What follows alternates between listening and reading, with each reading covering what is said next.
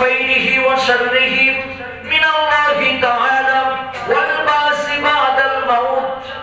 আমরা তাকদীরের উপরে বিশ্বাস করতে হবে। আল্লাহ পাক আমার ভাগ্য নির্ধারণ করে রেখেছেন, দোয়ার মাধ্যমে ভাগ্য পরিবর্তন হয়, কিন্তু আল্লাহ পাক আমার নসিবে যা রেখেছেন তাই হবে। এর উপরে বিশ্বাস করতে হবে। এর উপরে বিশ্বাস যারা করবে না তাদের কোনো আমল আল্লাহর দরবারে কবুল হবে না। তাকদীরের বিশ্বাস করার দরকার আছে না নাই? আরো জোরে বলেন আছে না নাই? আগামীকাল আপনি কি খাবেন নির্ধারণ করে রেখেছেন কে? আল্লাহ। আল্লাহ। আপনার কখন মৃত্যু হবে নির্ধারণ করে রেখেছেন কে? আল্লাহ।